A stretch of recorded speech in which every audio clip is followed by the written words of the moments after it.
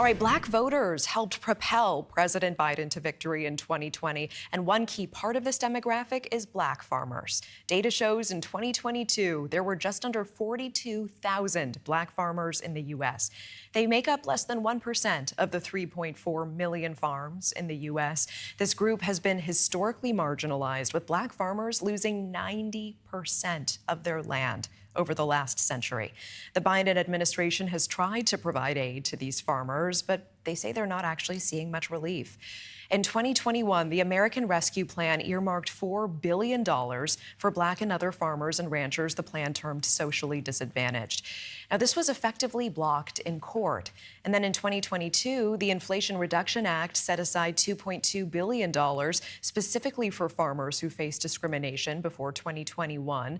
But so far, none of this money has been paid out. And as a result, the New York Times reports black farmers in the key swing state of Georgia are cooling on Biden and considering backing former President Trump instead. Joining us now is the president of the National Black Farmers Association, John Boyd Jr. John, it's always a good day when I get to see you. Thanks so much for joining us on this. How you doing, Natasha? And I just want to say something about the story that just came on before that. That's why I've been on your show and urging the administration to invest more into America's farmers, and we need to be invested in avocado farms right here in the United States. Sorry that those employees got caught up in that, and it's all because of the crime that's going on in the area. But we need to invest in America's farms at home. I appreciate that perspective. Thank you for saying that. John, how do you feel the Biden administration has done by black farmers? Well, they're not doing a good job, and we've talked about this in the past. We didn't get the $5 billion in debt relief. We were sued in federal court, and a temporary injunction was held in Texas and some of the other states around the country. And just as I started winning those cases in federal court on motions to intervene to hear about the discrimination that black farmers face, the administration repealed it, just like you spoke about. So the 120% debt relief, as my daddy would ask, did you get the money? Yes or no? We did not get the money. And that's why you see so many black farmers frustrated. And they're also looking at how the administration is greeting this leader, who happens to be me. So there hasn't been a meeting between myself and the president to talk about what he could do administratively. They fought for student debt relief in this country. That was granted. They're fighting for affirmative action and some of the and women reproductive rights, all very, very important issues. But the administration hasn't said one word about what they're going to do to help black farmers get the 120% debt relief that we were promised. And we see it like a broken promise, like 40 acres and a mule, that we simply didn't get.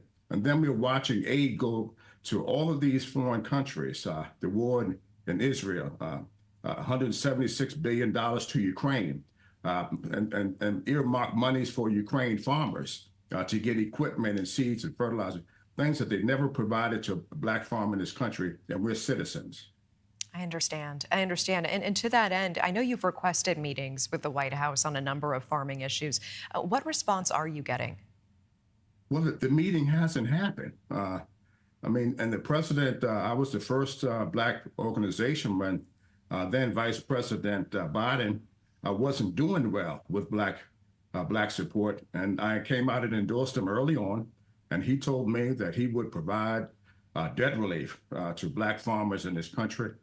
And, although we just feel like the president hasn't done what he said he was going to do. And the least he can do is come to the table. This is a large body of people. The numbers say something else, but we have 130,000 members in our organization. Many are landowners, and we want to be taken seriously in this election. And we know what's on the other side of the aisle. The only candidate who's called me and invited me on his podcast was Kennedy. And he said he would provide the $5 billion within a week of being in office. So the only candidate that has came out publicly and said that he would provide the debt relief to black farmers is Kennedy so far. Would you put your endorsement behind RFK Jr.? Well, I would like to have more conversations with him. Understood. I came on the podcast. He invited me. I think he's a good candidate. And, I think if he comes around on some other issues, he could pick up some black support.